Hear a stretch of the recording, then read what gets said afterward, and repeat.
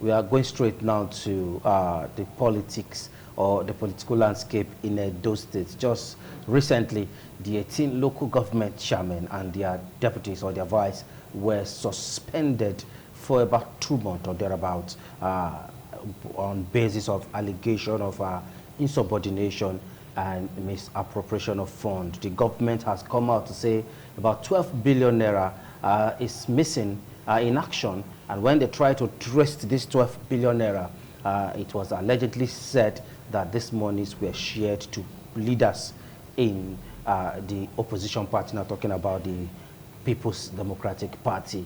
And recently, despite the court order that has said that every party should maintain status quo, we've seen cases where 2 councillors will just sit down and impeach a sitting local government chairman and his vice. About 15 local government chairmen has been impeached. Away from the suspension that is still having a serious controversy, 15 local government chairmen has been impeached. Some has actually decided to weigh in and join the APC. They've actually resigned their position from the PDP and they've actually moved into APC. We're going to be looking at all that now. Let's begin with you, Dr. Alari. Looking at the allegations that some of the local government chairmen are involved in money sharing. They carry monument for the people and share it among leaders of their political party. That was the allegation. Let's look at their suspension critically to begin with. Is their suspension out of place? Okay, thank you very much. Thank you so much for this opportunity to talk on this. But I'll tell you something. You see, I think people are misleading this local government autonomy in quotes. We should not mislead, we should not confuse, rather, the local government autonomy and the desperation of some of these local government chairmen and their vice to transparency, accountability and productivity that the Governor Okpebholo administration stands for. You see, these people, these council chairmen, were suspended by the Edo State House of Assembly, which is not out of place because the Edo State House of Assembly, even if the local government has financial autonomy, still has that oversight function right over the administration, the structure, and even the financial appropriation of the local government council. So if the Edo State House of Assembly now have the oversight functions of this person, sees that, okay, yeah, these funds, I think they are mismanaging it, and say, okay, put it on a 2-month suspension, because you will agree with me, in Nigeria most especially, probing someone in government, still in power, seated, is almost impossible. They ask this person, submit your statement of accounts for scrutiny. They refused. Why? Because they were seated there. But when the State House of Assembly sat and suspended this chairman, these things came out. And some of these councillors saw it that, wow, so this is what has been happening. No, this is bad, this is misappropriation of funds. And they begin to sign the impeachment of their local government chairman, independent of the state government, not influenced by the state government. Every local government chairman, every local government council have their own legislative arms, which is formed by the councillors. Yes. Don't you think they are part of the administration of the local government councils? Why are they now disassociating themselves from this saga? Yeah, thank you very much. This whole system, what is happening now has gone a long way to prove to us that these councillors obviously were maligned and sidelined from the administration, because it's even now they have now opened their eyes to see that, wow, this is what is happening, and they are all moving for impeachment, because truly, with the situation of the financial situation of the council, because these persons have been receiving funds, I can tell you 800 million naira is shared monthly for the 18 local government. They call it environmental security. But I have not seen any improvement in terms of cleanliness in the state. So which local government, in the whole of the 18 local government now in this state, will you tell me has one tangible project that can bear directly 800 million naira monthly for economic, environmental security. But in terms of cleanliness, we can't see anything. So these people have so much in their coffers to use, but then we are not seeing anything. And then the local government councillors, now the legislative arm of the councils, are now seeing that, wow, this is what these persons have been doing. They have brought out the financial statement of the different local government, and they have to take, the law has to take its course, and that's why you see this whole impeachment saga going on. Thank you. All right, now let's look at the case of Rivers State. I put it side by side what's happening in Edo State. We saw when the Fubara administration came in and what happened next. certain persons who were alleged to be, loyalists to the previous administration were sacked, especially from the House of Assembly, by the governor. Now, we are seeing a similar case playing out in Edo State where a governor sends a request to the House that certain local government chairmen, in their words, be suspended. Tell me it is not. In a case where a governor who shouldn't have that capacity, as it were, to suspend local government chairman, and is doing that on the basis that the House of Assembly have given him that right to do so. Are you telling me that this is not a case of being disloyal to the governor, or as it were, not taking or having to, have their bills signed by the governor so as to have been able to do that? Okay, thank you very much. I would first of all correct something. Governor Mondo Okpewolo did not suspend any local government chairman. Rather, I will get there. Rather, the Edo State House of Assembly did. I'm talking about loyalty. Governor Mondo Okpewolo is one man that has been very liberal. He's working with so many persons that were appointed by even the last administration. The head of service was appointed by the last administration, but still working very well with him. Okpewolo came in, granted access to this local government chairman. They came, they met with him. I think it was not on ground. They met with the deputy governor, and that was where the request for this financial statement was made. But then, they refused, obviously, so as not to expose their financial misappropriation and corruption to the public. So Okpewolo felt that, oh, this is wrong. This cannot be happening. With so much going to the state, going to the local government should be able to complement the efforts of the state and the federal government. But we are not seeing this. So he wrote to the House of Assembly. This is what is happening. This is a petition against the chairman for insubordination and for financial misappropriation. And the Edo State House of Assembly, in their own wisdom, the legislative arm of government is an independent arm of government. In their own wisdom, we all watch the sitting, we watch the plenaries, it was put into vote. And even in their own wisdom, they felt, oh, this is wrong. This local government chairman should be suspended for 2 months to give room for proper investigation. So Governor Mondo Okpewolo should not be linked to the suspension of this chairman. Rather, he just did his own function by informing the House of Assembly that this is what is happening. The House of Assembly took the law. I think they have the oversight function. We still have Comrade Wahab, who is part of this conversation. Comrade Wahab, you've just heard what Dr. Alari said. He said it wasn't the governor or the state government that suspended the local government chairman. But of course, we all know that it was the governor that wrote to the State House of Assembly, and the State House of Assembly went ahead to enact the decision of suspending these 18 local government chairmen and their vice. Remember, there has been back and forth with the issue of insubordination and misappropriation of funds. What says you? The court has actually said, maintain status quo. Let everybody maintain status quo. But it seems we have seen a ton of events, or a turnout of events, where people carry canes, go with machetes and support they have security support. There are allegations that policemen are even supporting some of these talks, or escorting them to evacuate some of these local government chairmen. Is that how things should turn out for a state that just have a governor who just got into office? Thank you so much. You see, let us look at the local system that we have. You see, we have a challenge. We have a problem with we have a challenge with the kind of system we run in this country. If you look at the system we run, some will tell you we run a presidential system, we run it.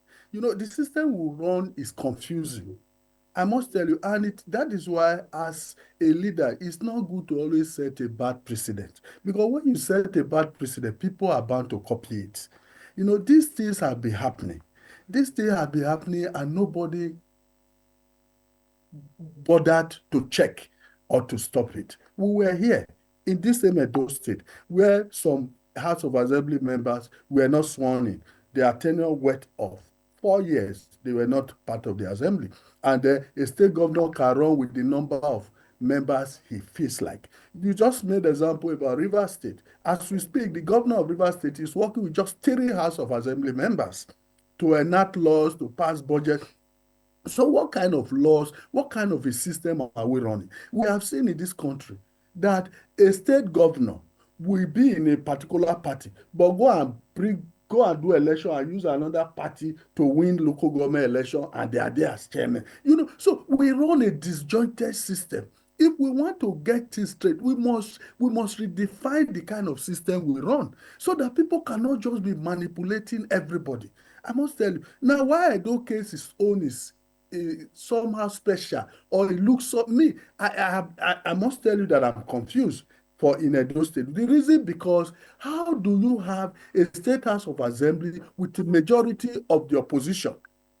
The Speaker is opposition.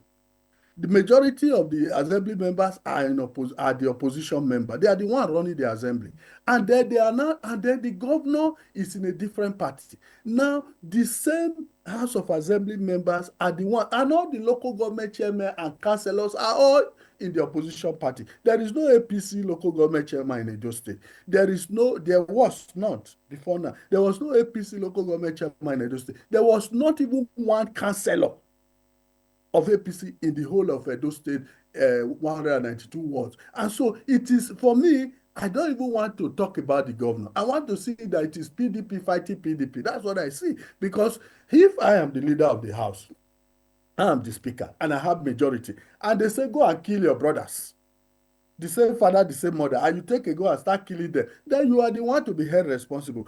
Every blame should be on the doorstep of the speaker of the Edo State. He should bear the blame. For me, I don't want to even mention the name of the governor. Okay, yes. Comrade, from your statement, you are saying it's PDP that is fighting PDP.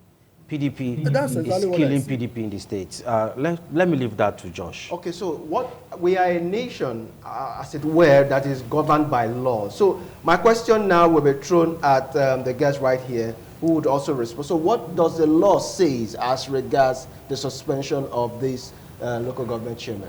Okay, thank you very much. Quickly, before I talk about the recent High Court judgment, which I will say that's the recent interpretation, or that's the recent court order on this matter. I just remembered something while Comrade Wahab was talking. You see, we are all accusing the governor, who is not even involved in this whole suspension of the local government chairman. In the previous administration, we saw the governor personally suspending local government chairman. And nobody cried foul, nobody did anything about it. He suspended the Patrick Agwinede of Eastern West, suspended Momo Arimayu Mbakwe from Isako, I think Isako East or Central, and one other, about 3 council chairmen. The governor single-handedly suspended them from government house, government order. So, but today, you see due process taking place in this whole matter. But now, to talk about the court order, there's a court order, yes, I agree with you, but I'll tell you that that court order has a vacuum.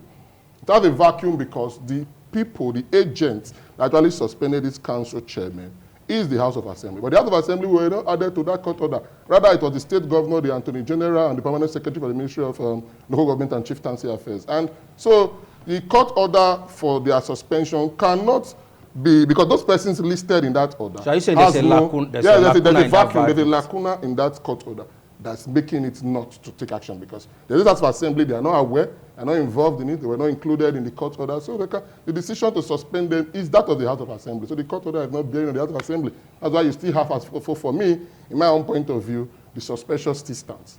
Does it warrant the carrying of guns, shooting indiscriminately in some local government council? I will agree with you. Chasing some of these local government chairmen, beating them up like kids. I saw some of these things written online that some of these council chairmen were... You didn't see the videos? You didn't I didn't see videos, I didn't see clips. I didn't see any chairman come with any full video showing where he was.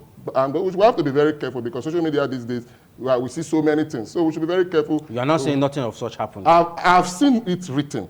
In fact, some person sent me some pictures of, you just see maybe only the leg, you see bullet wound, but we're not seeing faces. I can get bullet wound picture from anywhere and put it there to say the police did it. But show us a video where you see the policemen, and like they say, policemen from government house. Identify them as policemen from government house. Identify these as the thug from government house that have done this. So it's not enough to just say policemen from government house. I put some pictures of some parts of somebody that sustained some bullet wound or even maybe lacerations from something else, and say it was inflicted on them by government house policemen. So, but in the whole of all of this, what's the position of the governor of that state? Looking at it from the angle of, violence that have been meted out on Nigerians and, of course, people on the street. So what is the body language of the governor in this? I'll tell you, the Governor Polo-led administration has zero intolerance for violence, cultism, and anything that will cause disturbance But to the state. but there has been no press statement in condemnation of that act, if actually it happened. That's what I'm telling you. Yeah, that's what I'm telling you. That as far as I'm concerned, I'm not speaking for the government. As far as I'm concerned, yeah, as far as I'm concerned, I don't know his mindset. I'm not speaking his mind. As far as I'm concerned, the government should not jump up on every social media allegations without proof and start releasing press statements. Comrade Abdul Wahab, but you know very well that there's a part of the law that says that not saying anything is giving consent to it anyway. Yes, I agree with you, but if the Edo State government decide to release press statements on everything you say on social media, I'm sure we'll have over 200 press statements released a day. So for me, it is wrong if it is happening. I condemn it, but then we have to be sure, because it's not enough. I've not seen any clip, but if you have seen, maybe you can show me. Okay, let's quickly get to Comrade Abdul Wahab, as we are actually running out of time. There are speculations going around that some local government chairmen were forcefully sent out of their offices. Even in Isako East or so, the local government chairman alleged that he couldn't go to office as the first day in office, which is supposed to be January 5th or so, that he heard that his council was taken over by talks. Now we are already hearing from our guest. Our guest in the studio is now saying that something like that didn't happen. But there are videos and write-ups everywhere that these things actually happened. What says you? What is your take? I must be frank with you. I've seen some videos alleging that local government chairman, I even saw one is Okobo, they was holding whips going from, but the question I always ask, where are the law enforcement agents? Because as a local government chairman, you are entitled to your own security, law enforcement, who are supposed to be with you, and you also have access to the area commander and all the security apparatus within your local government. So what is the role of the security in all this? Is it that the security stand aloof and look at illegality being happening? So that is where my Edo State, if really that the local government chairmen were not suspended as we speak or impeached by the councillor, because now the people who have the legitimate right to actually impeach or suspend a local government chairman are the councillors. And from the report we are getting, that the councillors are now the ones, impeaching their chairman and their vice. Now, are they doing it the right way? That's another conversation. Now, what is the role of security? Are they not supposed to protect both those who are in office and those who are out of office? Is it not the responsibility of the security agent? So I will say that the security agents in this matter, for me, they have failed us because they didn't do what they are supposed to do. And we are also told, and we know that the security of the police, for instance, are not under the control of state government. They take orders from the IG. So what is the position of the IG in what is happening in Edo State? Is it that they are also working with the state government, or they are working? I don't understand. So we need to, that's why I say we have a disjointed kind of governance system in Nigeria. Our governors are not, it's not straight. We have a disjointed, so anybody can do what he likes and hide under the law, and some lawyers will come and also defend you, and before you know it, this thing will just, this is the challenge. If we say there is a Supreme Court judgment that say, look, this is the position of local government, and then we have another one that says, okay, status quo. The question is, what is status quo? Status quo as at when they were suspended, or status quo as at before? So me, I don't understand. I'm not a lawyer, but sometimes even the lawyers, they confuse us the more. The police, they act in ways that you don't understand. So we need to really redefine our governance structures across the 3 tiers of government in Nigeria.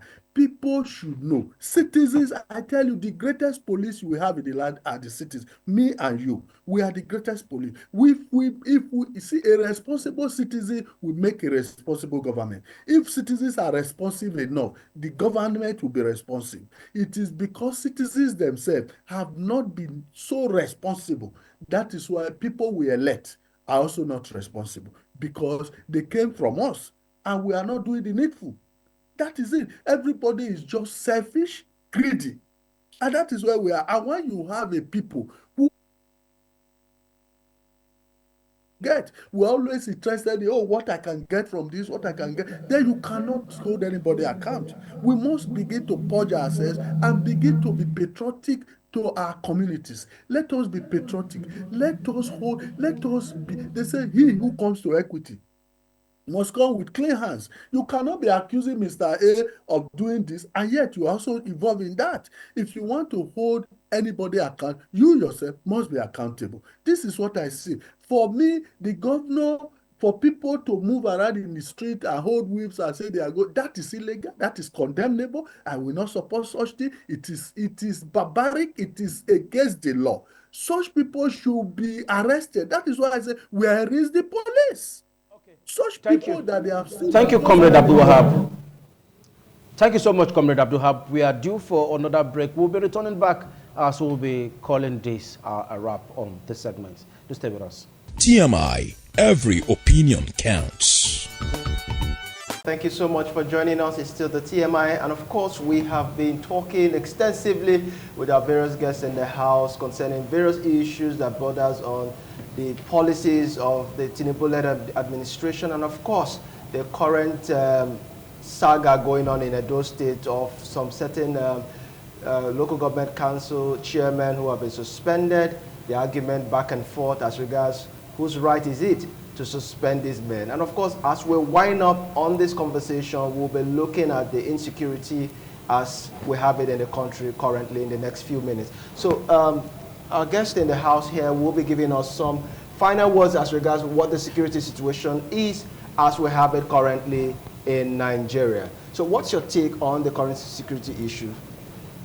Well, actually, I'll say that Nigeria really has its worst when it comes to security in recent times.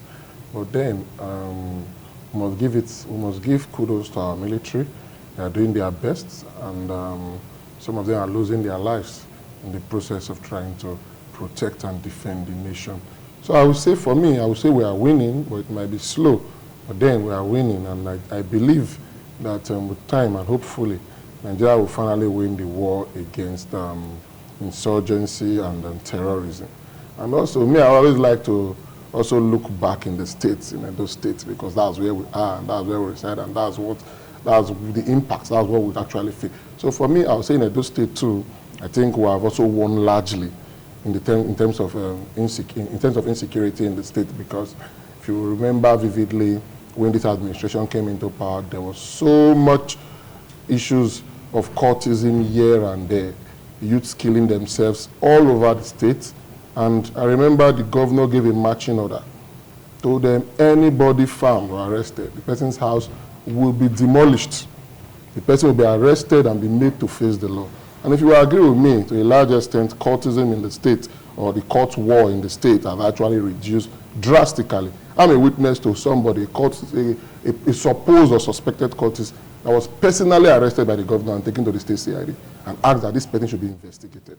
So things like that, actions like that are what we hope to see, and will also generally reduce insecurity in the state. Also, if you look at the kidnappings on our highways in Edo State, but also on the rise shortly before the governor came in. And you agree with me, today at least it might not be at its best, but at least we are not where we used to be.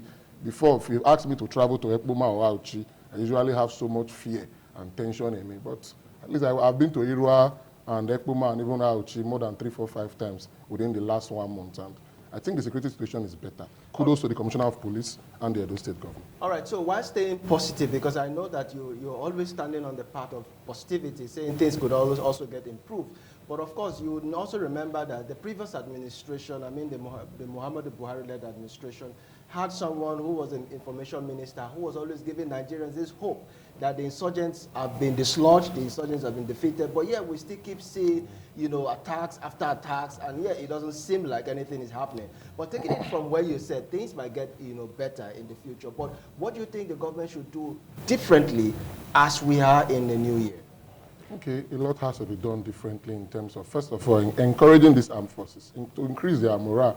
When you boost their morale, increase their incentives. Form of encouragement. We just heard somebody say the president should take this as a decisive action now to start visiting states. Do you think that it is in itself is a form of encouraging these men especially in the theater of war? Yes, like I said, boosting morale is not only financially. When you see the President of the Federal Republic of Nigeria come to your state, address these armed uniformed men, the armed forces, talk to them, encourage them, I think it's also a way to also boost their morale and encourage them that their efforts being noticed and they want them to do better. All right, So let's get to Comrade Abdul Wahab as we begin to wind up now. Comrade Abdul Wahab, just recently we lost 6 gallant officers and men to the hands of these terrorists. Of course, the defense headquarters has actually come out to say about 32 of those terrorists were neutralized. Several AK-37 were recovered from them. Do you think we're actually winning this war against the fight of terrorism? Well, I will say first, let me say, may the souls of our gallant soldiers who lost their lives in that brutal attack rest in peace. And I want to salute their courage, but I want to encourage the federal government to do more. You see, the challenge we have is that there is this trust deficit between the people and government. And when people don't have confidence in the government, they will give information, because some of these people we talk about terrorists, they are our brothers, they are our sisters. They live with us.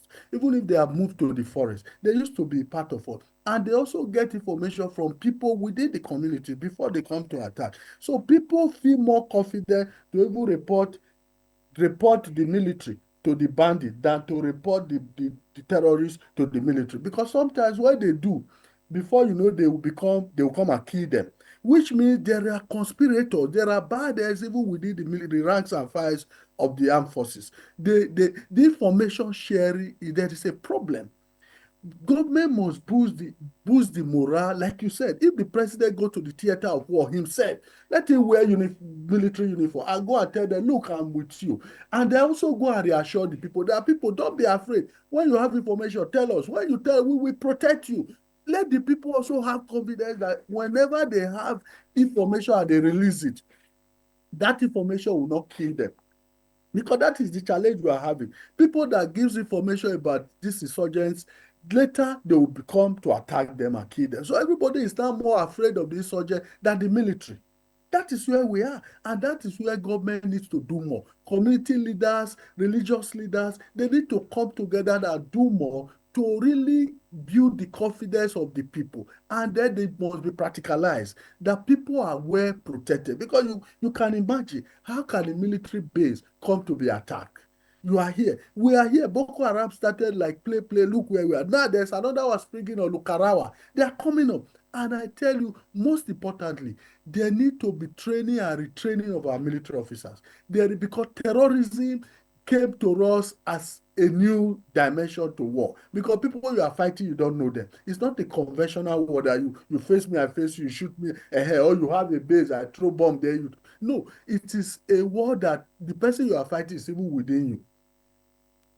So our military needs to go for more regular and updated trainings so that they know the latest technological way to fight terrorism. And most time it is not by carrying AK-47. Terrorism has gone beyond shooting guns. You need to apply technology to begin to trace the root cause, the suppliers.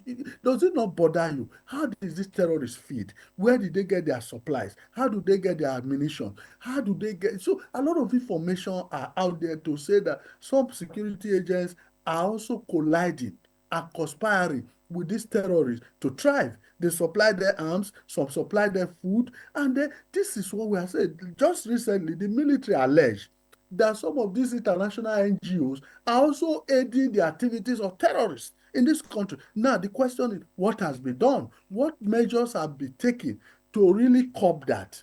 What has happened to these NGOs? Have they been sent packing?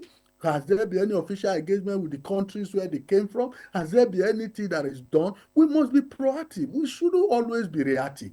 We must be proactive. These are the issues. So we need to really expand the scope of this fight. I must tell you, our military have tried.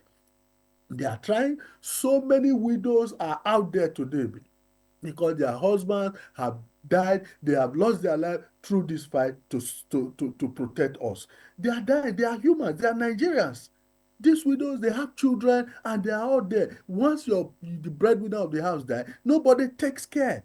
Tomorrow you will see the woman fry akara or selling pure water up and down because they want to take care of their kids. So we must also look at the welfare of the military men, even after service, and even those who died in the course of duty, in the line of duty for this nation. We must. That is what will give confidence to more people to say, okay, let us really join this fight and make sure that we will win this war, I can assure you. But we have to all come together and support the military so that they can succeed. Thank you. Trustee got some questions for you. Joshua. All right, so don't you think that the military, aside from training and retraining, don't you think that they've been overwhelmed, considering the fact that a lot of these personnel have been attached to security, politically exposed persons, and of course, private citizens, and you see sometimes when there is a conflict, the militaries are being deployed to such area. Don't you think that at this point, we should look inward and withdraw some of these men so as to be able to wage the war against terrorism? I think thank you. So that is part of what we need to do. Because let me tell you, if you are an elected officer and you are doing well to your people, you will be afraid of insecurity. It's because they know what they are doing. So they want soldiers, they want police, everybody. Government should have the political will to withdraw military personnel from politicians. They are not supposed to follow them. And I tell you, I will not use the word that they are overwhelmed. They are not overwhelmed. They are overused. They are over where you are not supposed to see the military, you see them. You see an individual, a civilian walking, but you see soldiers following him. He's not a military man. He's not. The military are following him. We should withdraw. The president must give that directive to the chief of defense to say withdraw all military personnel from all private citizens. Withdraw them. Except there are people that the law has speculated that as a retired general, yes, you need to have. As a former head of state, yes, you need to have. Yes, even a governor is not supposed to have a soldier following him up and down. No, he's a policeman that should be with him. So all those people should be withdrawn. Even private individuals that are having policemen following them up and down, they should be withdrawn. That is the only way where we can truly tackle this security. Because now our security are not only for the rich, the wealthy and well-placed. That should not be the case. We should withdraw them. Honestly, that is what we begin to advocate for now. They withdraw our military for where they are not supposed to be. Thank you. Well, Larry, finally now, as we begin to wind up, we've seen cases where soldiers cry out that their welfare is not really taken seriously. And you know, to an extent, when the welfare of these guys are not put in place, their morale will be definitely low in the war front. Do you think, to an extent, there should be a kind of overhauling of their welfare? Yes, I agree with you. I agree with you. You see, security is something that no matter what you put into security, is not too much. So I think, yes, like I said in the beginning, when we talked about how we think we can improve security, that was the first thing I talked about, improving the incentives, the salaries, the financial budget to security in the country is very, very important. So I agree with you strongly that the financial budget for the security should be overhauled and strictly looked into, and so much funds should be given to them, because it's only in that way you can encourage them, boost their morale to ensure that they do better to protect Nigerians. Okay. All right, that is the much we can take from our guest. Let's just quickly interface with our Comrade Wahab as we take his final note on the program. Comrade Wahab, recently the Chief of Defense Staff, General Christopher Musa, has actually said that there will be giving room for private entities to produce arms to support what the military already have. Do you think this will impact on us positively? We've seen cases where people produce arms illegally and they are apprehended, and the military has actually said it is not actually safe for a nation to have individuals producing arms or have possession of arms, as it were. But with the recent statement of the Chief of Defense Staff, General Christopher Musa, who has actually said that they will be allowing those who have the skills and talent to go ahead and produce, will this impact on us positively or negatively? Everything in life is about management. If the military wants to grant that approval, I think we used to have what we call, is it DICOM, Defense something, I can't remember the full meaning, DICOM. They produce arms. I think what the military can do, if they have found people with competence that can really that can produce arms, they should bring them into their fold and bring them into a space within the military space where they can truly be monitored, so that these arms will be able to be given out officially to those who deserve and who needs them.